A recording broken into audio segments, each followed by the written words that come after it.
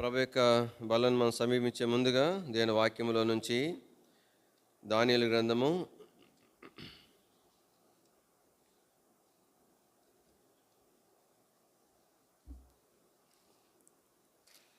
10వ అధ్యాయం 18, 19 వచనాలు కలిసి ఉన్నాయి. అందరం కలిసి చదువుకుందామండి. దానియేలు గ్రంథం 10వ అధ్యాయము 18, 19 వచనాలు. అతడు మరలా నన్ను ముట్టి నన్ను బలపరిచి, నీవు బహుప్రియుడవు, భయపడకము, నీకు శుభమగును గాక, ధైర్యము తెచ్చుకోమని నాతో చెప్పెను. అతడు నాతో ఇట్లనగా, నేను ధైర్యము తెచ్చుకొని నీవు నన్ను ధైర్యపరిచిదు గనుక నా ఏలినవాడవైన నీవు ఆజ్ఞ ఇమ్మని చెప్పి తిని. ప్రభు సహాయం కొరకే ప్రార్థన చేసుకుందాం. ప్రియమైన మా తండ్రి, మీ పాదములు ఎదుకొస్తుంటున్నాం. మీ సహాయమును కోరి, మీ శరణము కోరి ప్రభా వస్తుంటున్నాము. మీ నుండి ఏమైనా పొందాలన్న ఆశతో మీ సన్నిధికి వస్తుంటున్నాం. మీరు మాకు ఏమైనా అనుగ్రహిస్తే తప్ప మేమేమి కూడా మీ నుండి పొందజాలమని ఎరిగిన వారమే వస్తుంటున్నాము. ప్రియమైన మా తండ్రి, నీవే నిత్య జీవపు మాటలు కలిగినటువంటి వాడవని మీ పాద సన్నిధికి మేము వస్తుంటున్నాం. దయతో నన్ను మమ్మల్ని మీరు జ్ఞాపం చేసుకోవాల్సిందిగా ప్రార్థన చేస్తుంటున్నాం. మేము ప్రభా మీ దాసులము, మీ దాసురాండ్రము. ప్రభా నిచ్చిన మా తండ్రి, దాసుడు తన యజమానుని చేతి తట్టు, దాసురాలు తన యజమానురాలి చేతి తట్టు చూచినట్లుగా ప్రియమైన మా తండ్రి, మీ కనికరం కొరకాయ మీ వైపు చూస్తుంటున్నాం. దయతో నన్ను మమ్మల్ని జ్ఞాపం చేసుకోవాల్సిందిగా ప్రార్థన చేస్తుంటున్నాం. మాకు అవసరమైన వాక్యమును ప్రభా మీరు వెల్లడి చేయవలసిందిగా ప్రార్థన చేస్తూ, మాకు పంచిపెట్టవలసిందిగా ప్రార్థన చేస్తూ, మేము దాసుని దయతో దృష్టించవలసిందిగా కృపగలిగిన హస్తంలోకి అప్పగించుకుంటూ యేసు ప్రభువు వారి యొక్క శ్రేష్టమైన నామంలో స్తుతించి ప్రార్థించి మహింపరచి అడిగి వేడుకుంటున్నాం తండ్రి, ఆమేన్.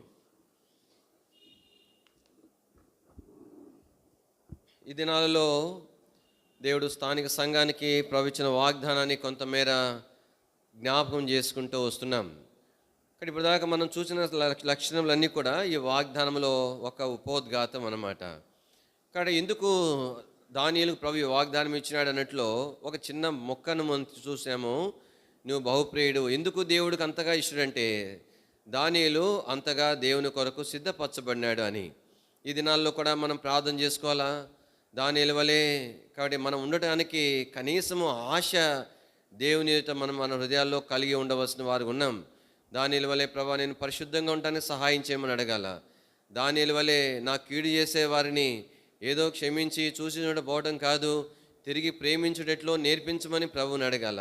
నా తోటి సహోదరుడు దేవుని పిల్లలను వారి క్షేమమును ఎలాగ నేను చూడాలో నా సహాయం చేయమని దానియేలు వలె ఉండుట కొరకై, దానియేలు వలె విజ్ఞాపన ప్రార్థన చేయడం కొరకై, దానియేలు వలె దేవుని తగ్గించుకుంటూ కొరకాయి. కాబట్టి దానియేలు వలె మన సిద్ధపరచబట్టు కొరకు మన హృదయాల్లో ప్రార్థన కలిగి ఉండవలసిన వారు ఉన్నాం. కాబట్టి ఈ భాగంలో వాస్తవానికి ఈ యొక్క వచ్చిన భాగంలో ధైర్యం తెచ్చుకో అన్నట్లో ఏమి దానియేలుకున్నటువంటి కృంగుదల ఏమిటి, ఏ విషయమై ఆయన అంతగా బాధపడుతున్నాడు అనే సంగతులు ప్రభుచిత్తమైతే ముందినాల్లో మనం చూడటానికి ప్రయత్నం చేస్తాము. అది ఈ భాగంలో దానియేలు బహుప్రియుడు అని చెప్పుట్లో దానియేలును దేవుడు సిద్ధపరుస్తూ వచ్చినాడు. అయితే అదే సందర్భంగా మరి 2 సందర్భాలలో నీవు బహుప్రియుడువు అని దానియేలు విషయమై ప్రభు సాక్ష్యం ఇచ్చినాడు. రండి దేని వాక్యంలో నుంచి దానియేలు గ్రంథము 9వ అధ్యాయం 23వ వచనం. నీవు బహుప్రియుడవు గనుక నీవు విజ్ఞాపన చేయనారంభించినప్పుడు. కాబట్టి దానియేలు బహుప్రియుడు. దేనిని బట్టి బహుప్రియుడు అంటే దానియేలు విజ్ఞాపన చేయడానికి ఆరంభించినాడని రాయబడింది. అదేంటన్నా మేము కూడా విజ్ఞాపనలు, ప్రార్థనలు, యాచనలు దేవుని సమర్పిస్తాం కదా, ఇంకా ఆ లెక్కన నేను కూడా దేవునికి ఇష్టడిగే కదా అని అంటే మంచిదే, కాదని చెప్పలేం. కాబట్టి విజ్ఞాపన చేసేటువంటి పరిచర్య దానియేలు చేసినాడు. అది ఎవరు చేసినా ప్రభు ఇష్టపడతాడు. అది ప్రాముఖ్యంగా దానియేలుకు విజ్ఞాపన పరిచర్య కేవలం విజ్ఞాపనతో కూడింది మాత్రమే కాదు. ఇది మరొక 10వ అధ్యాయంలో కూడా మళ్ళా తిరిగి ప్రభు అదే అన్నాడు, నీవు బహుప్రియుడు అని అన్నాడు. చూడండి 10వ అధ్యాయము చదవండి దయచేసి, తీసిన వారు 11వ వచనం. దానియేలు నీవు బహుప్రియుడవు గనుక. కాబట్టి ఎంత బాగా చెప్తున్నాడు చెప్పండి. దానియేలు లూకు దీర్ఘం ఉంది కదా, అది కూడా ప్రాముఖ్యమే అనమాట. కేవలం దానియేలుని పిలవట్ల, ఎంతో ప్రేమతో, ఆ దీర్ఘంలో ప్రేమ ఉంది. దానియేలు నీవు బహుప్రియుడు గనుక, ఏమి గనుక చదవండి 12వ వచనం. అప్పుడు అతడు ఇక్కడ కూడా లూకు దీర్ఘం ఉంది చూడండి. దానియేలు భయపడకము, నీవు తెలుసుకొనవలెనని నీ మనసును అప్పగించి దేవుని ఎదుట నిన్ను తగ్గించుకొని. కానీ దానియేలుకు విజ్ఞాపన చూసినప్పుడు ఆ విజ్ఞాపనలో దేవుడు ఏం చేస్తున్నాడంటే, దానియేలు దేవుని ఎదుట తన్ను తగ్గించుకొని తాను విజ్ఞాపన చేస్తూ వచ్చినాడు. కానీ విజ్ఞాపన చేయడం అనేది ఇప్పుడు అందరూ చేస్తాం, కానీ అయితే విజ్ఞాపనలో దానియేలు యొక్క తగ్గింపుల గురించి ఇక్కడ మనకు జ్ఞాపం చేయబడతా ఉంది. అందుకనే దేవుని ఎదుట నిన్ను తగ్గించుకొనిన ఆ మొదటి దినము మొదలుకొని నీవు చెప్పిన మాటలు వినబడినవి. అంటే మొదటి దినం అంటే అంతకుముందు దినాలు లేవనే అర్థం. అంటే దేవుడు దానియేలు విషయమై చూసినప్పుడు ఆయన లెక్కింపు ఎక్కడి నుండి ప్రారంభం అవుతుందంటే, దేవుని ఎదుట తాను తగ్గించుకొని తాను పలికినటువంటి విజ్ఞాపనల దగ్గర నుంచి మొదటి దినంగా పరిగణించి అక్కడి నుండి ప్రభు ప్రారంభిస్తూ ఉంటున్నాడు. అంటే మన ఆత్మీయ జీవితాలలో దేవుడు నన్ను అంగీకరించాలంటే, నా సంగతులన్నీ పరిగణించాలంటే ఎక్కడ నుండి ప్రారంభిస్తాడు అనేది ప్రాముఖ్యమైన అంశం అన్నమాట. ఉదాహరణకు ఒక సంఖ్య ఉందనుకోనండి, అది రూపాయలు కానీ ఒక సంఖ్య కానీ, 1,00,000 అనే సంఖ్య కానీ 1,00,000 రూపాయలు అని అనుకుందాము ఉందనుకోనండి. కానీ ఆ యొక్క సంఖ్య దేంతో ప్రారంభించబడుతుంది? 1 అనేటువంటి అంకెతో ప్రారంభించబడుతుంది. ఆ తర్వాత ఎన్ని సున్నాలు ఉంటాయి? 5 సున్నాలు ఉంటాయి. కానీ అంకె లేకపోతే అవి 5 కాదు 10 ఉన్నా కూడా అవన్నీ ఏమి చెప్పండి, అవన్నీ సున్నాలే. ఎన్ని సున్నాలు పెడుతున్నా సున్నాలే. కానీ సున్నాకు ఇంకా ఇంకా ఇంకా ఇంకా విలువ పెరగాలంటే దేనిని బట్టి పెరుగుతుంది చెప్పండి? మొట్టమొదట ఉన్నటువంటి ఆ యొక్క అంకెని బట్టి పెరుగుతూ ఉంది. కానీ ఈ దినాల్లో దేవుని ప్రజలంగా దేవునికి నేను ప్రియుడిగా బహుప్రియుడిగా ఉండాలంటే, దేవుడు కూడా నన్ను ప్రసాదు అని కాకుండా ప్రసాదు అని పిలవాలనంటే, కాబట్టి ఏది మొదటిదిగా ఉండాలా? ఎక్కడి నుండి ప్రభు లెక్కిస్తాడు? ఆ మొదటిది లేకపోతే ఆ తర్వాత అన్నీ కూడా పరిగణలోనికి రానే రావు. అంటే అవన్నీ విలువ లేనివా? విలువే. నా ప్రార్థనలు దేవునికి విలువైనవే, ఆరాధనలు, నా సేవ, నా పరిచర్య, నా పనులు, నా సమర్పణ, నా కానుకలు ఇవన్నీ అవసరమే. అయితే అవన్నీ లెక్కించబడాలంటే, విలువైనగా ఎంచబడాలంటే ఎక్కడ నుండి ప్రారంభించబడాలా? దేవుడు నా ఆత్మీయ జీవితం ఎక్కడి నుండి ప్రారంభిస్తున్నాడనంటే, నేను దేవుని ఎదుట తగ్గించుకునేటువంటి ఆ తగ్గింపుతో కూడినటువంటి స్థితి దగ్గర నుండి ఆయన లెక్కింపు ప్రారంభించబడతా ఉంది. అది లేకుండా మిగతావన్నీ కూడా దేవుని ఎదుట పరిగణలోనికి తీసుకుని రాబడవు అని అర్థం. అవన్నీ వృధా చేయబట్టమా లేదా అవన్నీ విలువైనగా ఎంచబట్టం అనేది ఎక్కడి నుండి ప్రారంభించబడుతుందంటే, కాబట్టి దేవుని ఎదుట నన్ను తగ్గించుకొని ఉన్నటువంటి ఆ స్థితి దగ్గర నుండి అది ప్రారంభించబడుతుంది. నిజమే, దానిల యొక్క జీవితంలో దాని యొక్క జ్ఞాపం చేసుకుంటే, కాబట్టి దేవుని ఎదుట తను ఎంతగా తగ్గించుకున్నాడో ఆ విజ్ఞాపనలో మనకు కనిపిస్తుంది. రండి 9వ అధ్యాయం, దానియేలు గ్రంథము 9వ అధ్యాయము. దయచేసి తను ప్రార్థన చేస్తూ వచ్చినాడు. ప్రార్థన చేస్తూ 3వ వచనంలో, అంతటా నేను గోనె పట్ట కట్టుకొని ధూళి తలపైన వేసుకొని ఉపవాసం ఉండి ప్రార్థన విజ్ఞాపనలు ప్రారంభించినాడు. 5వ వచనం చదవండి. మేమైతే నీ దాసులగు ప్రవక్తలు, ఈయనకేమొచ్చింది చెప్పండి? మేమైతే అంటే ఈయన ఇశ్రాయేల్ ప్రజలు వారు పాపం చేసినారు, వారు భక్తులు అయినారు. చాలా విచిత్రంగా ఉంటుంది ఈ యొక్క అన్వయింపు అనేటువంటిది. చూడండి, యోగ్యమైన విషయాలలో అనుకోండి, కాబట్టి వారితో కలుపుకోవడానికి చాలా ప్రయత్నం చేస్తాను. సేవకులు ఉన్నారు, ఆ సేవకుడు నేను భలే పరిచయం చేసామన్నా, సువార్త చేసేవాళ్ళం. యోగ్యమైన విషయాల్లో అక్క నేను భలే పనులు చేసేవాళ్ళమన్నా అని చెప్తాం. కాబట్టి ఒకవేళ ఆ సహోదరి తప్పిదం చేసింది అనుకోనండి, కాబట్టి మేమిద్దరం దేవుని తప్పిదస్తులు మేము చెప్తామా? నాకేం సంబంధం? ఆయన తప్పు చేస్తాడు, ఆమె తప్పు చేసింది, కాబట్టి దాంతో నాకేం సంబంధం? ఆయన తప్పిదస్తుడు, ఆమె తప్పిదస్తురాలు అని అంటాను. కాబట్టి దేని యొక్క వాక్యంలో ఇక్కడ ఒక మాట నేను జ్ఞాపం చేస్తాను. దానియేలు యొక్క ఆత్మీయమైన జీవితం ఎలాంటిదని అంటే, కాబట్టి తన జీవితంలో ఎన్నో శ్రేష్టమైన సంగతులు ఉన్నాయి. అవన్నీ కూడా దానియేలు ఎలాగ చూశాడో తెలుసునండి.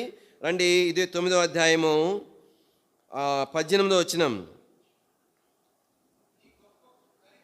నీ గొప్ప కనికరమును బట్టి మేము నిన్ను ప్రార్థించుచున్నాము కానీ మా స్వనీతి కార్యములు. నిజమేనండి, స్వనీతి అంటే ఇప్పుడు ఏమంటారు, స్వనీతి పరులు అంటారు. అంటే అర్థమైంది, వానికే గొప్ప, నాది నాకే గొప్ప అనమాట. ఏది చేసినా నాదే గొప్ప, అది అట్లాగా. దాన్ని ఏమంటారు చెప్పండి? స్వనీతి అని అంటారు. కానీ దానియేలు జీవితం స్వనీత చెప్పండి?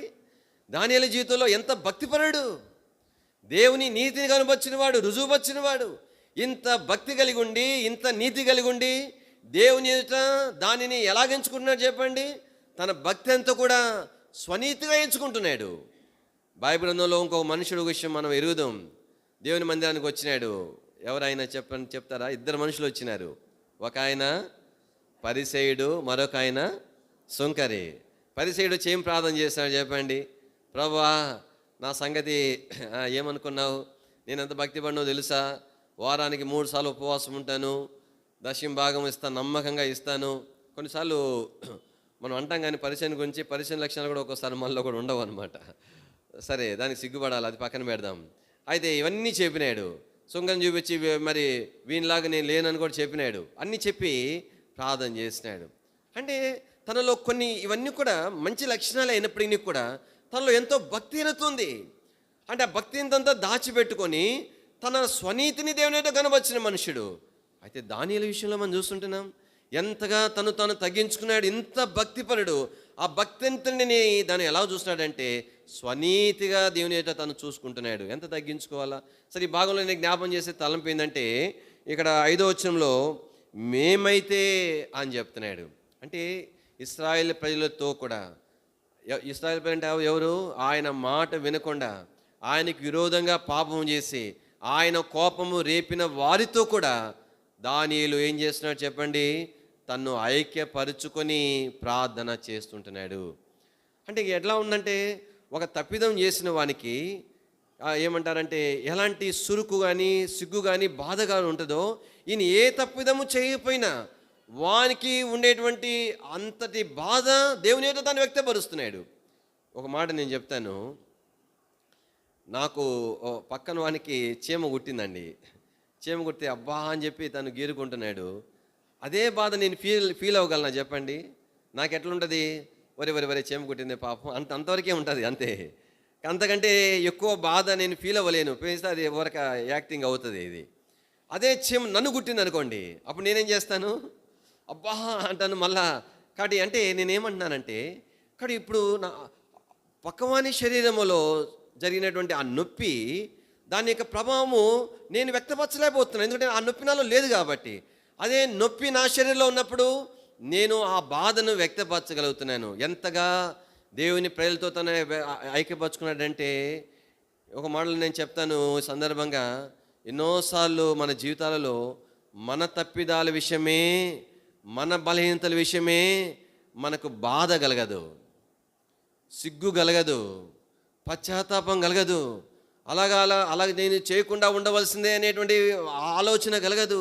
ఇక నుండైనా నేను జాగ్రత్తగా ఉండాలనేటువంటి అభిలాష, ఆశ కలగదు మనలో. మన విషయాల విషయమే, పక్కన తప్పిదాల విషయమై మనము సిగ్గుపడటం సాధ్యమేనా అని. అందుకని వారు దైవజనులు అని ఎంచబడ్డారనమాట. అది కాబట్టి అందుకనే దేవుడు అంతగా వారిని ఇష్టపడ్డాడు.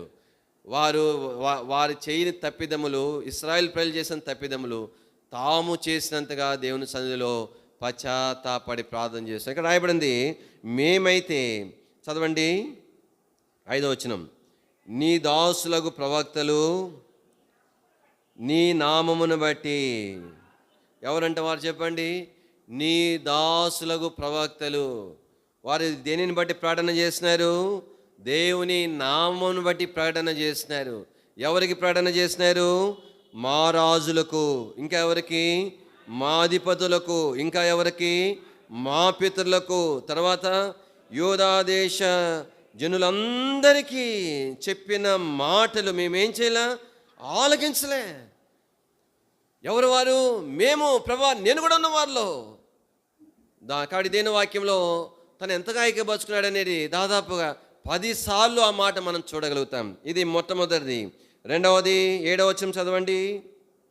ప్రభువా నీవే నీతిమంతుడు, మేమైతే సిగ్గుచేత ముఖ వికారం పొందిన వారం మేమైతే అని చెప్తున్నాడు చూడండి. తర్వాత కొనసాగింపు 3వసారి చదవండి. మేము చేసినాం, నీ మీద తిరుగుబాటు చేసినాం, అది 3వసారి. 4వది 9వ వచనం, మేము మా దేవుడైనా యెహోవాకు విరోధముగా తిరుగుబాటు చేసినాం మేము అని చెప్తున్నాడు. చెప్పండి ఎంత ఎంత ఎంత ఉండాలి, ఎంత భక్తిపరుడు, ఏ పొరపాటు లేనివాడు, ఏ లోపమైనా ఏమంటారంటే నేరం కాదు కదా, ఏ లోపం లేనివాడు, ఇలా ఇంతగా దేవుని ఎదుట తను తగ్గించుకోవటం అనేటువంటిది ఎంత శ్రేష్టమైనటువంటిది. తర్వాత 5వ సందర్భం 10వ వచనం, ఆయన తన దాసులకు ప్రవక్తల ద్వారా మాకు ఆజ్ఞ ఇచ్చి వాటిని అనుసరించి నడుచుకోవాలని సెలవిచ్చిన. కానీ చదవండి, మేము మా దేవుడైన యెహోవా మాట వినకపోతిమి. 6వ సందర్భం 11వ వచనం, ఇశ్రాయేలు అందరూ నీ ధర్మశాస్త్రం అతిక్రమించి నీ మాట వెనుక తిరుగుబాటు చేసిరి, మేము పాపం చేసేదిమి. 7వ సందర్భం 13వ వచనం, మోషే ధర్మశాస్త్రమందు వ్రాసిన కీడంతయు మాకు సంభవించినను మేము మా చెడు నడవడి మానుకోపోయినాం. హెచ్చరించినా మరలా, శిక్షించినా కూడా మేము మరలా, మేము మా చెడు నడవడి. ఎంత ధైర్యం అండి మనుషునికి. కాబట్టి ఏ మాత్రము సిగ్గుపడకుండా దేవుని ఎదుట తన విజ్ఞాపన చూడండి ఎలాగుంటా ఉన్నదో. దాని తర్వాత 8వ సందర్భం 14వ వచనం, మేము మా దేవుడైన యెహోవా మాట వినలేదు. తర్వాత 15వ వచనం, ప్రభువా మా దేవా చదవండి, నీవు బాహుబలం వలన రప్పించుట వలన ఇప్పటి వరకు నీ నామమునకు ఘనత తెచ్చుకుంటేవి, మేమైతే పాపము చేసి చెడు నడతలు నడిచిన వారము. తర్వాత చివరిగా 16వ వచనం, ప్రభువా మా పాపములు బట్టి. కాబట్టి దేవుని స్తోత్రములు. దానియేలు యొక్క విజ్ఞాపన మనం చూస్తుంటున్నాం. దానియేలు విషయమై దేవుడు ఎందుకు బహుప్రియుడు అని చెప్పినాడంటే, దానియేలు నీవు బహుప్రియుడు అని ఎందుకు చెప్పినాడంటే, దానియేలు ఏం చేసినాడు, దేవుని ఎదుట తన్ను తగ్గించుకొని తాను విజ్ఞాపన చేస్తూ వచ్చినాడు. అందుకనే దేవుని వాక్యంలో దేవుని ప్రజలముగా కాబట్టి ఈ దినాలలో మనము ఎవరి ఎదుట మనము మన ప్రభుని సేవిస్తున్నాం చెప్పండి. కానీ మన రక్షకుడైన మన దేవుని ఎదుట ఉండి మనం ఆయన సేవిస్తున్నాం. కాబట్టి ఆయన ఎదుట మనం ఎలాగ సేవించాలి చెప్పండి, దేవుని ఎదుట మనల్ని మనం తగ్గించుకొని మనము ఆయనను సేవించాలా. కానీ నేను దేవుని సేవించుచున్నానా, ఎంత మేర సేవ చేస్తున్నది ప్రాముఖ్యమైనది కాదు.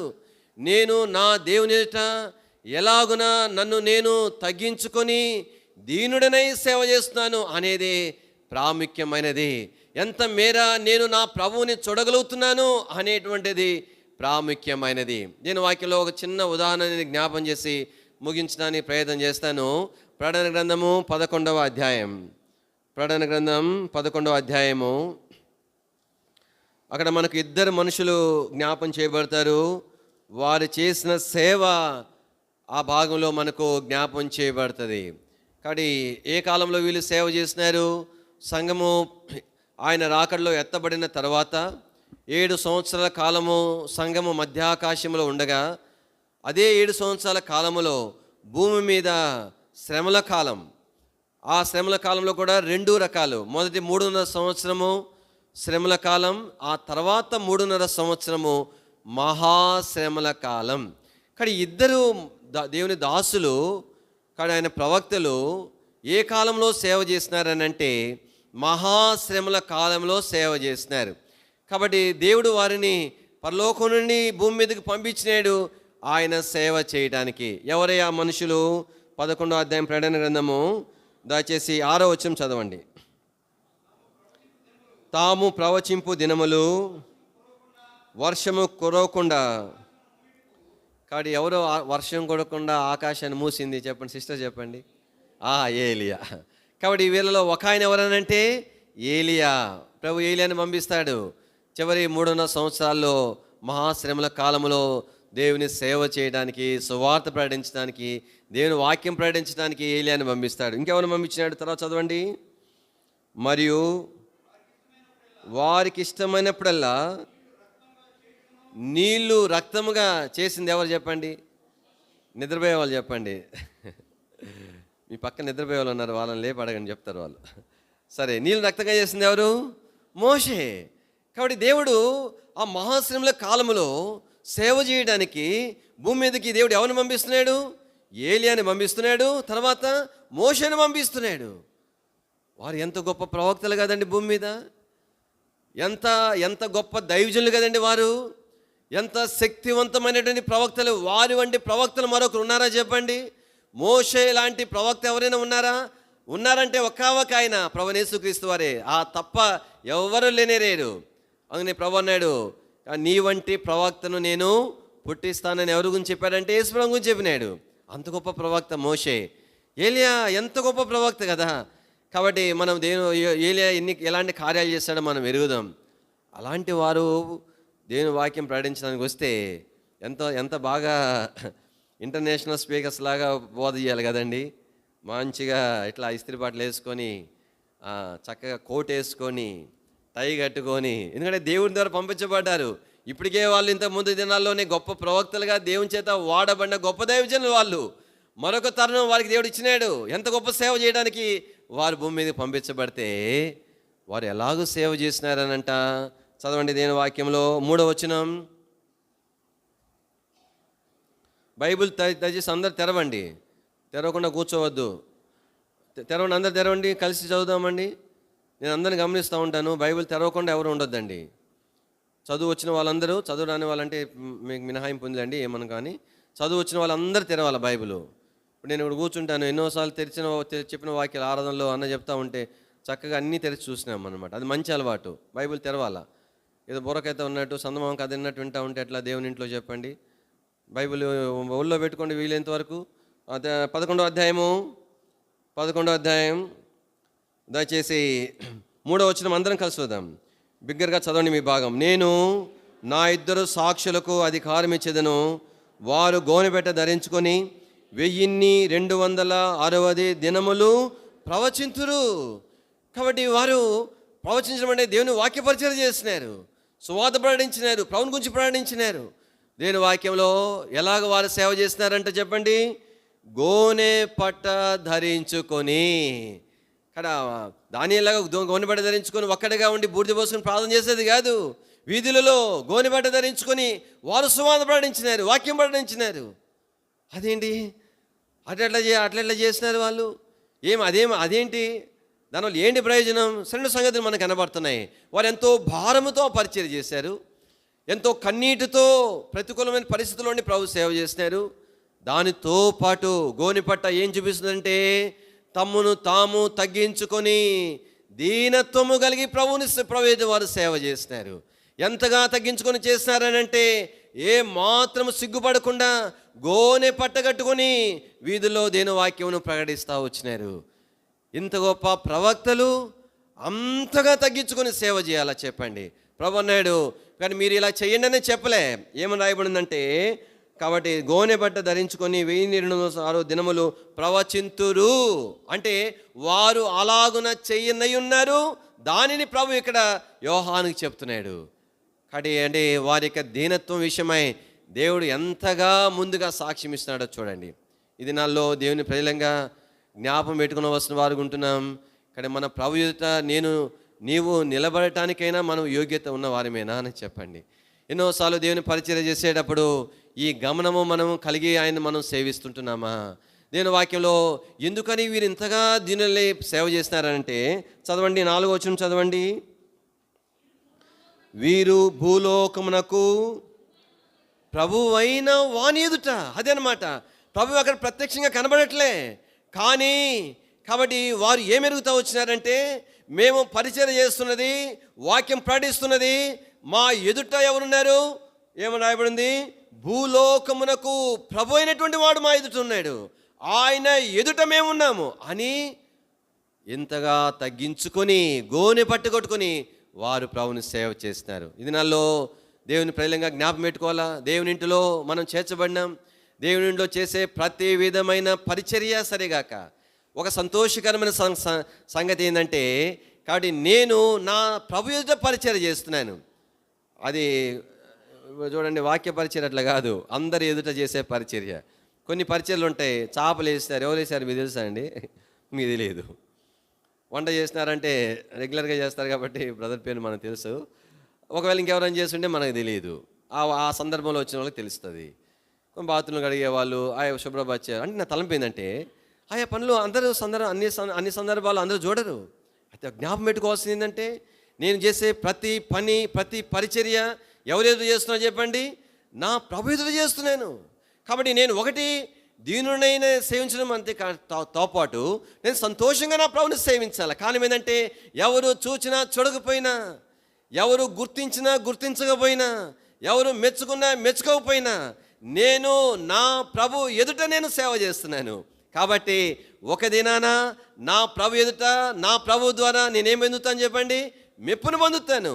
ఆయన నన్ను మెచ్చుకుంటాడు, ఆయన బహుమానం పొందుతాను. కాబట్టి నేను ఆనందముగా ఆయన ఎదుట నేను నిలవబడగలుగుతాను అనే సంతోషం. కాబట్టి రెండవదిగా నేను జ్ఞాపం చేసే మాట ఏమంటే, కాబట్టి ఈ భాగంలో రెండవదిగా ఒకటేమో సంతోషం, మరవది ఎంతో జాగ్రత్తతో. ఏం జాగ్రత్త? కానీ నన్ను ఎవ్వరు చూడట్లేదు, కానీ నేను చేసే పరిచర్య నా ప్రభు ఎదుట నేను చేస్తున్నాను. అందుకని దేని వాక్యంలో వీరు అలాగున పరిచర్య, భూలోక ఏలేటువంటి ప్రభు ఎదుట వారు ఇంత దీనత్వముతో కూడినటువంటి సేవ చేస్తున్నారు. అందుకని వారి పరిచర్య విషయంలో రాయబడుతూ రెండు మాటలు ఉపయోగించబడ్డాయి. 4వ వచనంలో, వీరు భూలోకమునకు ప్రభు అయిన వాని ఎదుట నిలుచుచున్న 2 ఒలీవ చెట్లను దీపస్తంభములనై ఉన్నారు. వారు ఎలాగున్నారని చెప్పండి? ఒలీవ చెట్లను దీపస్తంభములనై ఉన్నారు.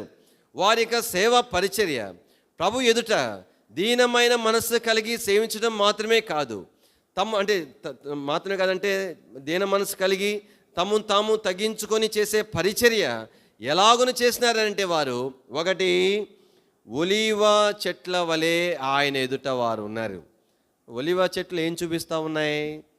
ప్రభు చెప్పినాడు, దీపస్తంభము ఏర్పాటు చేసి ఆ దీపములు, ఆ ప్రదీపములు మీరు వెలిగించాల్సి వచ్చినప్పుడు ఆ ప్రదీపముల కొరకు ఏ నూనె కావాలని చెప్పినా చెప్పండి? ఎలాంటి ఒలీవ నూనె? దంచి తీసిన అచ్చమైన ఒలీవ నూనె. రండి దేని వాక్యంలో నిర్గమాకాండం 27వ అధ్యాయం, నిర్గమాకాండము 27వ అధ్యాయం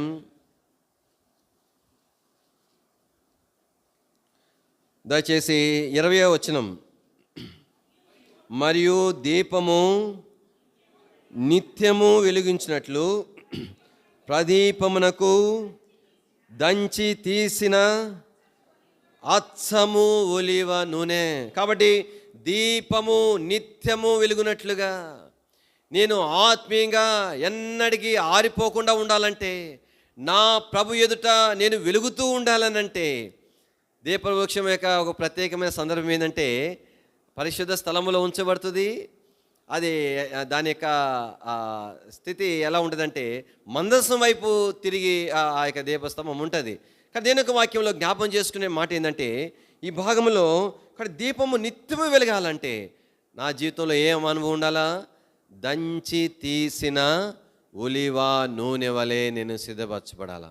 కాబట్టి ఇదేనో వాక్యంలో ప్రభువైన యేసుక్రీస్తు వారు భూమి మీద ఉన్న దినాలలో, కాబట్టి ఆయన ప్రార్థన చేసుకోవడానికి ఎక్కువగా ఏ స్థలానికి వెళ్ళేవాడు? బ్రదర్స్ చెప్పండి. ఒలీవ కొండకు కదా, రెడీగా ఉన్నారు. ఒలీవ కొండకు. అది ఎంతగారా అంటే, తప్పని పరిస్థితి, కుదరని పరిస్థితులు తప్పితే ఎప్పుడూ అడిగి వెళ్ళేవాడు. చివరికి దాని గురించి ఏం రాయబడిందంటే, అది ఆయనకు వాడుక అని రాయబడింది. లూకాసు వార్త 22వ అధ్యాయము, లూకాసు వార్త 22వ అధ్యాయం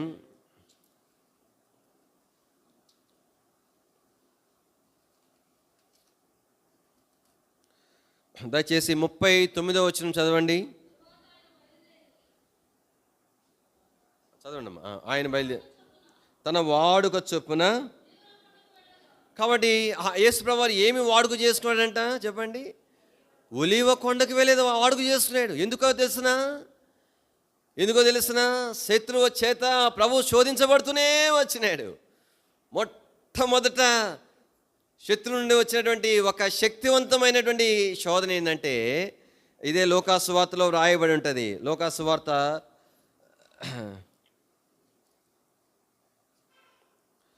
4వ అధ్యాయము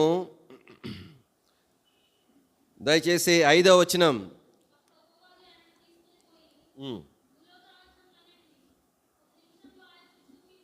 భూలోక రాజ్యములన్నిటినీ ఒక్క నిమిషం అంటండి. కుదురుతుందా? ఆయన పార్క్ వెళ్తే ఒక అరగంట తిరిగితే కానీ ఆ కొంచెం చూడలేము. ఇంకా కొన్ని స్థలాలు ఎక్కువ సమయం పడుతుంది. రకరకాల మ్యూజియంస్ అవన్నీ ఉంటాయి కదా. కానీ భూలోకములోని మహిమంతా ఎంతసేపు చూపించాడంటే చెప్పండి? ఒక్క నిమిషంలో చూపించేసినాడు. ఆ వైభవం ఎట్లా బాగుంటుంది, ఘనత ఎట్లా బాగుంటుంది, ఆ యొక్క మరి ఆ మహిమంతా పొంది ఎంత బాగుంటుంది. ఇంకో అందుకని తర్వాత అన్నాడు 6వ వచనంలో, ఈ అధికారమంతా ఈ రాజ్యముల మహిమ. అది సాతాను బోధ అనమాట. సాతాను కూడా ఏమంటాడంటే, నీకు అధికారం కావాలి బిడ్డ, రాజ్యంలో మహిమ కావాలా, నువ్వు బాగా మెప్పు పొందాలా, నువ్వు ఘనత పొందాలా, బాగా గుర్తింపు పొందాలా, బాగా అబ్బా అసలు అనిపించుకోవాలా అని ఆ సాతాను బోధ చేస్తాడు. అందుకని ఒక సందర్భం వచ్చింది. కానీ 5 రొట్టెలు 2 చేపలు యోహాను సువార్తలో మనం చూడగలుగుతాము.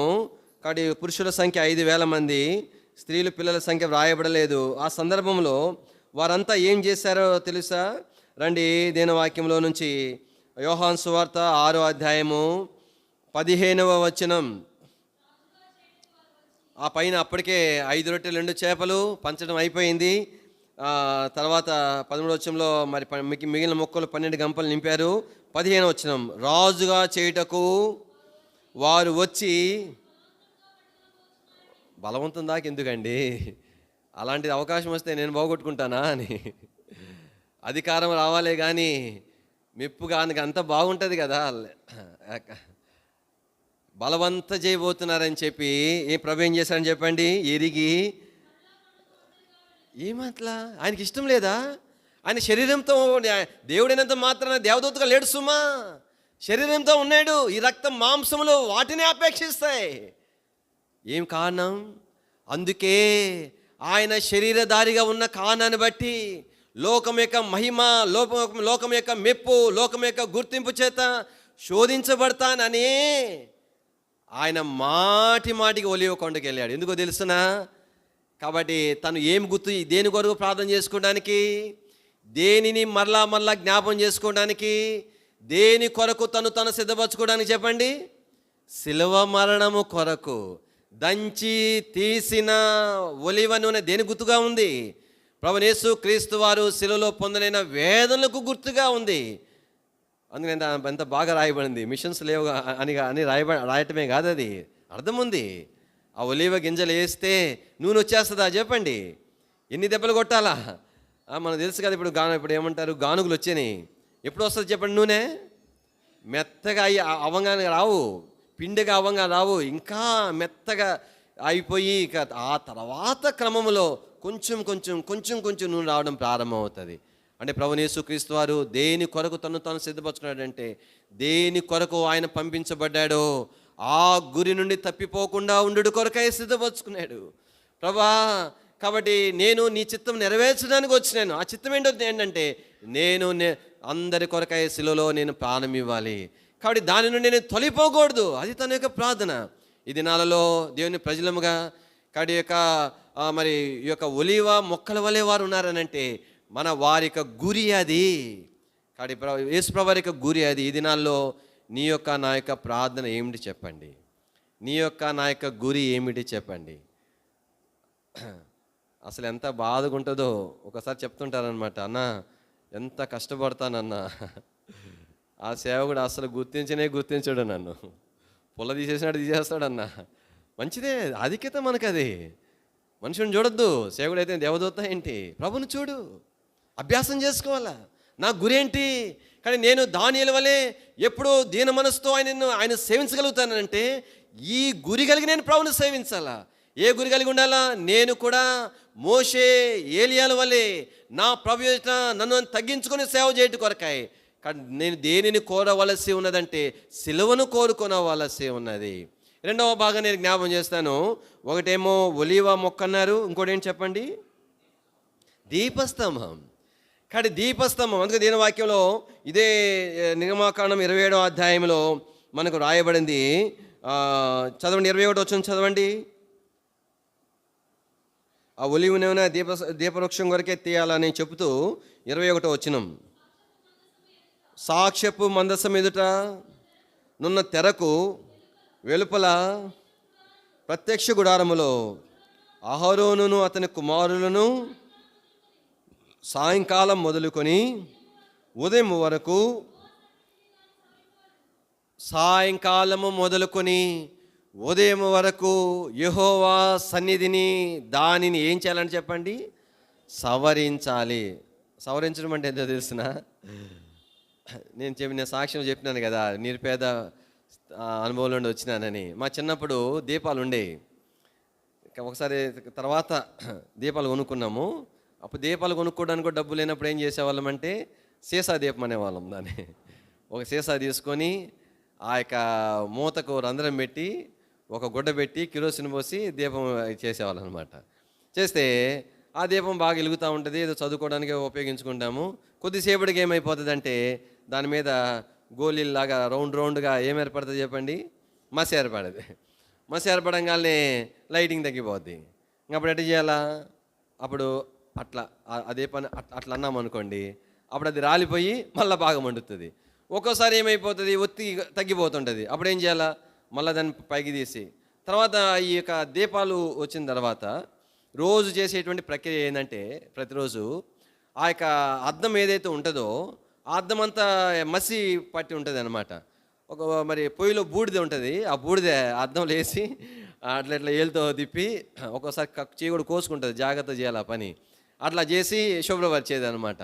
తర్వాత ఇంకో పని కూడా చేసేవాళ్ళం. ఏం చేసేవాళ్ళం అంటే ఆ ఒత్తి ఎక్కడి వరకు అయితే నల్లగా కాలిపోయిందో దాన్ని కత్తిరితో కత్తిరించి ఆ తర్వాత వాడుకునే వాళ్ళం. బాగా వెలుగు వచ్చేది అనమాట.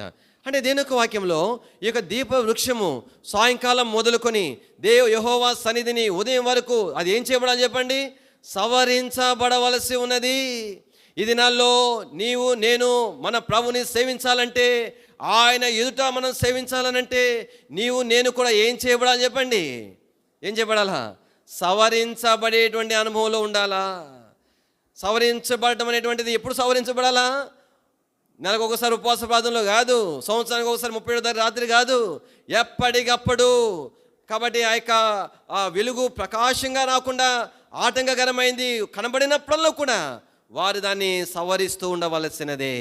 ఎప్పటికప్పుడు దేని వాక్యం చేత నేను సరిచేయబడుతూ ఉండాలా. అందుకనే ఈ యొక్క దీపవృక్షం అనేటువంటిది మేలిమి బంగారుతో చేయమన్నాడు. ఆ దీపవృక్షం కొరకే కొన్ని వస్తువులు కూడా చేయించినాడు. ఆ వస్తువులకు కూడా మేలిమి బంగారుతోనే చేయాలా. ఆ వస్తువులు ఏమేంటో తెలుసునండి. రండి దేవుని వాక్యంలో దయచేసి 25వ అధ్యాయం 31వ వచనం. మరియు నీవు చదవండి, మేలిమి బంగారుతో దీపవృక్షము చేయవలెను. తర్వాత ఇంకా దాని వస్తువులన్నీ కూడా మేలిమి బంగారుతో చేయాలా. ఏమేమి వస్తువులు ఆ వస్తువులు అని అన్నప్పుడు చదవండి 38వ వచనం. దాని కత్తెర చెప్పయు ఏమిటంటే చెప్పండి? దాని కత్తెర, ఇంకోటి ఏంటంటే చెప్పండి? కత్తెర చిప్ప. దాని కత్తెర చిప్ప మేలిమి బంగారుతో చేయాలా. అంటే అర్థం ఏంటి? ఇక్కడ సవరించబడే భాగంగా కాబట్టి అదంతా కూడా ఎప్పటికప్పుడు ఏం చేయబడాలి చెప్పండి? కత్తిరించబడాలా. ఈ దినాల్లో దేవుని ప్రజలంగా ఇది మనకు అంగీకారమేనా అని చెప్పండి. ఈ రోజుల్లో ఎవరినైనా ఒక్క మాట అనే రోజులేనా చెప్పండి? కత్తెర ఇష్టమేనా? కత్తెర అనుభవం ఆశిస్తున్నామా, కోరుకుంటామా? ఈ దినాల్లో ఎందుకని ఈ దినాల్లో దేవుని కొరకు ఆయనను మనము సేవించలేకపోతున్నాం. ఆయన కోరిన విధానంలో సేవించలేకపోతున్నాం. ఎందుని బట్టి ఆయన ఎదుట నేనున్న గమనం నుండి తొలగిపోయినామంటే నా యొక్క జీవితంలో ఏమి కోల్పోయినాం చెప్పండి? కత్తెర అనుభవం కోల్పోయినాం. కత్తెరను కోరుకునే అనుభవాన్ని కోల్పోయినాం. కత్తెర తర్వాత ఏమన్నాడు? కత్తెర చిప్ప అంటే అర్థం ఏంటి? అటు కత్తిరించినప్పుడు ఆ యొక్క బూడిద వేయడానికి కూడా ఒక చిప్ప కావాలా. అది ఎందుకు అంటే ఆ సాయంకాలం ఉదయం వరకు సవరించినప్పుడు ఇంత బూడిద వస్తుంది అనమాట. అంటే అర్థమేంటి? ఏం చూపిస్తూ ఉంది? నేను ఎంతటి బలహీనుడనో నాకు అర్థమవ్వాలా. ఇది ఏమంటారు? ఏ దీపానికి వస్తే ప్రతి దీపం యొక్క పని అదే. ఎప్పటికప్పుడు వస్తూనే ఉంటుంది, ఎప్పటికప్పుడు కత్తిరించబడాలా. అందుకనే ప్రభు బల ఎద్దుకు అందుకే మనం వచ్చినాం. నేను వాక్యం ఏమి రాయబడింది? ప్రతి మనుష్యుడు తన్ను తాను పరీక్ష. అందుకని ప్రతి సేవకుడు, ప్రతి విశ్వాసం లేదు. ఏమన్నా చెప్పండి? ప్రతి మనుషులమే. మనం ఎంతటి వారమైన మనుషులమే, బలహీనులమే. అయితే ఏం అవసరం నా జీవితంలో చెప్పండి? నేను కత్తిరించబడవలసి ఉన్నది. కానీ ప్రభు నన్ను కత్తిరించడానికి అని సిద్ధమే, కానీ దాని కొరకైన అంగీకారం నాకు కావాలా. నా ప్రభుకి నేను ఏం చేయాలి చెప్పండి? సహకరించవలసి ఉన్నది. ఒక చిన్న కథ థియోటి గారు ఒక సందర్భంలో చెప్పారు. ఏమంటారంటే ఒక క్రైస్తవుడు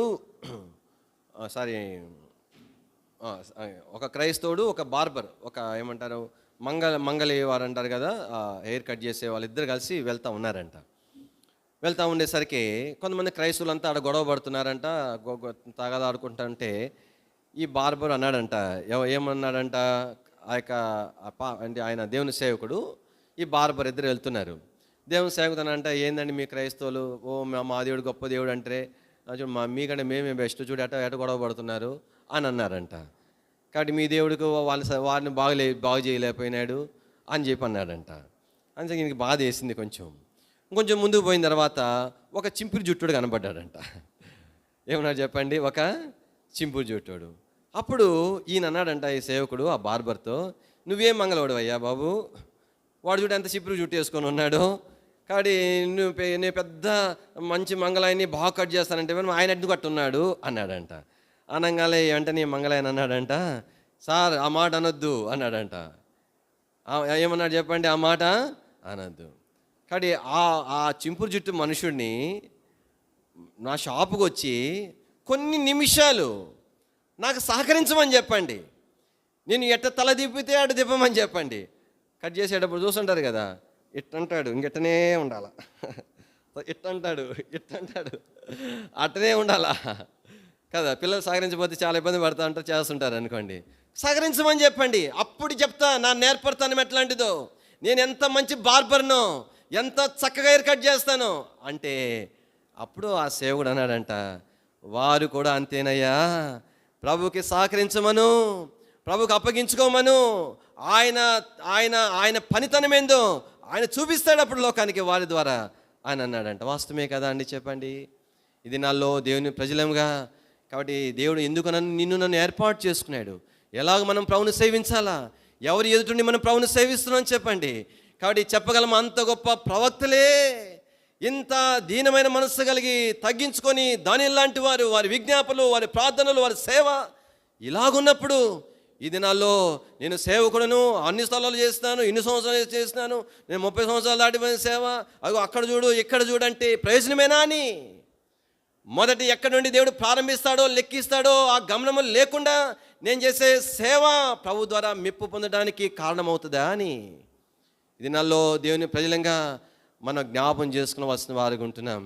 నేను ఒక చిన్న ఉదాహరణ చెప్తూ ఉంటాను. సహజంగా నేను కనిగిరి ప్రాంతంలో 92లో సేవకు వచ్చిన తర్వాత 7 సంవత్సరాలు అక్కడ సేవలో తరబీదులో ఉన్నాను. ఆ సమయంలో మేము చాలా చిన్నవాడిగా ఉండేవాడిని. బ్రాంచెస్లో పనులు జరిగేటప్పుడు మేము వెళ్ళి సహాయపడుతుండే వాళ్ళం. అప్పుడు పూరీలు ఉండే మందిరాలు, ఆ కప్పేటప్పుడు ఇంకేదైనా పనులుంటే మేము వెళ్ళి పని చేస్తుండే వాళ్ళం.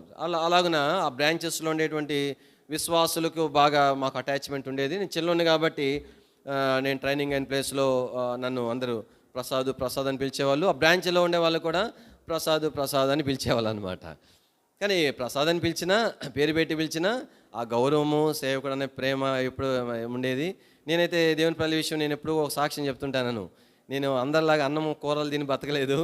దేవుని ప్రజల ప్రేమతో పెంచబడ్డాను. రక్షణ పొందక ముందైనా, రక్షణ పొందిన తర్వాత అయినా. అంతగా దేవుని ప్రజలు నన్ను ప్రేమించి నన్ను తమ హృదయాల్లో ఉంచుకుంటా వచ్చేవాళ్ళు. సరే, ఆ విషయం పక్కన పెడితే కాడి చిలవని ప్రసాదం పిలిచేవాళ్ళు. అట్లాగనే నేను ఆ యొక్క వెలిగిన స్థలానికి సేవ కొరకు నేను వెళ్ళానమాట.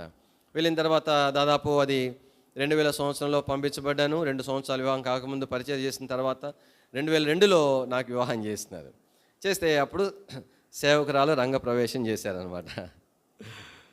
2002లో ఆమె వచ్చిన తర్వాత ఇంకా చూడండి, ఒక విశ్వాస అన్నది, అయ్యా ప్రసాదు ప్రజాడయ్యా అంది అనమాట. అనగానే ఇంకా ఈ సేవకురాలు తగులుకుంది. ఏమంది, ఏంటక్క సేవకుని పట్టుకొని ప్రసాద్ అంటావేంటి? ప్రసాదంగా ప్రసాద్ అన్న అంటారా చెప్పండి? వాళ్ళ ముందు పెరిగినోడిని సేవకుని అట్లా అనకూడదు, సేవకుని అన్నా అనాలా అంది అనమాట. మనం అంటే పోవమ్మ నినగా మొన్న వచ్చినావు, ఆ పిల్లడు మొదటి నుంచి మా ముందు ఉన్నాడు, మా ముందు పెరిగినోడు, నేను అఘోరంగా అన్నానా అనాలా? ఆ మన్న మాటలు ఈ రోజు కూడా నా చెవిలో మోగుతూనే ఉన్నాయి. ఆమె కన్నీటితో కళ్ళమ్మడి నీళ్ళు పెట్టుకుని ఒక మాట చెప్పింది, అక్క మాకు ఇటువంటి సేవకులు కావాలా, మమ్మల్ని ఇట్లా గద్దించే వాళ్ళు కావాలక్క, మమ్మల్ని సరిచేసే వాళ్ళు కావాలా, మాకు ఉపదేశించే వాళ్ళు కావాలా. ప్రియులారా, ఈ దినాలలో ఇలాంటి పరిచర్య సంఘాల్లో లేకుండా పోయింది. అది నీకు మంచిది కాదు సుమా. ఒకసారి నువ్వు తిరగబడినావనుకోండి, నువ్వో చెప్పేదంటే నీ జోలికి వస్తారా? నీ జోలు రానే రారు. వాళ్ళు విశ్వాసి కావచ్చు, సేవుడు కావచ్చు, మరొకరు కావచ్చు. ఎందుకు వస్తారు? మంచిదే, అక్కడ చేసుకో, మంచిది. అది నీకు మంచిది కాదు. ఎలా ఉండాలా? ఎవరైనా సరేగాక నీలో తప్పు ఉన్నప్పుడు ఎలాంటి సహోదరుడా అది సరైనది కాదు అని నిన్ను గద్దించేటట్లుగా మనం దేవుని ప్రజలతో మనం ఉండాలా. అలాంటి స్వేచ్ఛ ఉండాలా. అప్పుడే మన జీవితాల్లో ఏముంటుంది చెప్పండి? ప్రారంభ దినాలు అంతా అట్లనే ఉంటుంది. ప్రతిదీ దేవుని మందిలో కష్టమేనండి. ప్రతిదీ ఉపదేశించబడే వాళ్ళం. ఎవరిని వస్తే వెంటనే ప్రశ్నలు వేసేవాళ్ళు. సేవకులు కాదా పనిచేసేది దేవుని మందిరంలో? కాబట్టి సహోదరీలు పనిచేసేవాళ్ళు. పొగ పిలిచి మార్మోస్ పొందినావా, రక్షణ పొందినావా అని అడిగేవాళ్ళు. రక్షణ పొందలేదన్నా అనుకోండి, పక్క తీసిపోయి గంట సేపు సువార్త చెప్పేవాళ్ళు. కొంతమంది ఏం చేసేవాళ్ళంటే, ఈ బాధపడలేక రక్షణ పొందామని చెప్పేది. ఎందుకంటే సువార్త చెప్తారు. ఆ దినాల్లో అంత కష్టమే. పొరపాటున లూజ్ ప్యాంట్ వేసుకున్నాం అనుకోండి, ఏమిరా ఫ్యాషనా బ్యాగీనా అంటారు. ఏమన్నా చెప్పండి, ఫ్యాషనా బ్యాగీనా అంటారు. అట్లా టైట్ ప్యాంట్ వేసుకున్నాం అనుకోండి, అప్పుడు ఏమంటారు? ఏమిరా పెన్సిల్ కట్ట వేసావరా అంటారు. లూజుగా కుట్టించుకోవడానికి భయం, ఏమంటారు టైట్గా కుట్టించుకోండి భయం, జుట్టు పెంచుకుంటే ఒక భయం, కట్ చేసుకుంటే ఒక భయం. ప్రతిదీ కూడా. ఓసారి నేను బాగా ఎరుగుదును, 10వ తరగతి సేవకి వెళ్ళకముందు, మరి అన్న మా టీచరు మంచి వర్తమానికుడు. నెలకొకసారి బెరాకాలో ఆయన ఖచ్చితంగా ఒక వర్తమానం ఉంటుంది. ఆయన వర్తమానం అని తెలిస్తే మాత్రం విశ్వాసులు చాలా ఆసక్తిగా వచ్చేవాళ్ళు. కాబట్టి ఆయన వర్తమానం కొరకు కూడా చాలా అన్నకు ఒకసారి వాడుకోండి మెలంకంగా అడుగుతుండేవాళ్ళు అనమాట. ఒకసారి ఆదివారం ఆయనకి వర్తమానం ఎదురు వచ్చినాడు. నేను వెంటనే ప్రైజ్ లార్డ్ అంకుల్ అన్నాను. ఏమన్నాను చెప్పండి? ప్రైజ్ లార్డ్ అంకుల్ అన్నా. ఏం తప్పు చెప్పండి? చెంప పగిలిపోయింది. అట్టనే చేతి ఎందుకు కొట్టినాడు? ఎందుకు కొట్టినాడు? ప్రైజ్ లార్డ్ అంటే కొట్టినాడండి. మనం ఒప్పుకుంటామా? మన అమ్మ ఒప్పుకుంటుందా? మన నాయన ఒప్పుకుంటాడా? ఏమనుకున్నావు? నా కొడుకుని కొడతావా? నా కొడుకు జోలు వస్తావా? ఎంత గొడవలు అయిపోతాయి కదా. ఏమన్నాడు తెలిసినారే? అట్ట కాదురా ప్రైజ్ లార్డ్ చెప్పేది, ఎట్ట చెప్పాలన్నాడు. ఏమన్నాడు చెప్పండి? ఎట్ట చెప్పాలి ప్రైజ్ లార్డ్? ఎట్ట కాదు, ఎట్ట చెప్పాలా. ఈ రోజు కూడా అంటే మీరు అట్లా చెప్పిన వాళ్ళు తప్పని అనట్లేదు, కానీ మన యొక్క అలవాటు చేసుకుంటే మంచిది అలవాటు. కానీ ఈ రోజు కూడా ఇట్లానే చెప్తాను. ఏం కారణం? బోధన, ఉపదేశమా, ఆ దెబ్బ. కాబట్టి దానిని నేను తప్పిపోకుండా కొరకు నాకు కారణమైంది. ఇది నాలో దేవుని ప్రజలంగా జ్ఞాపం చేసుకోవాల్సిన మాట ఏంటంటే, దానియేలు ఎందుకోసమని దానియేలు విషయమై బహుప్రియుడు అని చెప్పబడిందంటే, దానియేలుకి విజ్ఞాపన ఏం చేయబడుతుందంటే, దేవుని ఎదుట తన్ను తగ్గించుకుని నా మొదటి దినము నుండి ఈ మాటలు నాకు వినబడినాయి అని ప్రభు ఇచ్చిన సాక్ష్యం. ప్రభు స్తోత్రంలో ప్రభు బలం సమీపించే ముందుగా ఈ దినాల్లో మనం ప్రభుకి అప్పగించుకున్న వారు ఉంటున్నాం. ఎలాంటి ప్రభు యొక్క శరీరంలో చేయవైపోతున్నాం. ఆయన ఎంతగా నీ కొరకు నా కొరకు తగ్గించుకున్నాడు చెప్పండి. ప్రభు ఏమన్నాడు? నేను దీన మనస్సు కలవాడను. చూడండి మత్తయి సువార్త 11వ అధ్యాయం. మత్తయి సువార్త 11వ అధ్యాయము 29వ వచనం. నేను సాత్వికుడను. ఇక్కడ ఆయనే దేవాది దేవుడై ఉండే అంత సాత్వికుడైపోతే, అంత దీనుడైపోతే, అంతగా తగ్గించుకుంటే నేను ఏ పాటి వారమండి చెప్పండి? మనకెందుకు సిగ్గు సరి చేయబడటానికి? మన ఎందుకు సిగ్గు తగ్గించుకోవడానికి? దానివల్ల ఏంటి నష్టం? ఆశీర్వాదం కదా అది మనకు. ఇది నాలో దేవుని ప్రజలంగా. కాబట్టి ఆ ప్రవక్తలు వారు ఎలాగ ప్రభుని సేవించారంటే, భూలోక మరి ప్రభువుని ఎదుట వారు ఏమంటారు, ఒలీవ చెట్ల వలెను దీప వృక్షం వలె వారు ఉండి ప్రభువును సేవించినారు. ప్రభు స్తోత్రములు. చివరి దినాలలో కాబట్టి నేను కూడా ప్రభు దృష్టికి అనుకూలమైన సేవ పరిచర్య ఆయన ఎదుట మనము చేయుదుముగాక. దాని తర్వాత మన పనులు కానీ, మన సమర్పణలు కానీ, మన ప్రార్థనలు కానీ, మన ఆరాధనలు కానీ అంతకంతకు విలువైనగా ఎంచబడినట్లుగా, కానీ మన ప్రారంభము ఇది అవునట్లుగా ప్రభువు చేయునుగాక. రండి ప్రార్థన చేస్తాం. రొట్టె మీద వచ్చేంత వరకు దయచేసి మనం ప్రార్థనలో ఉంటాం.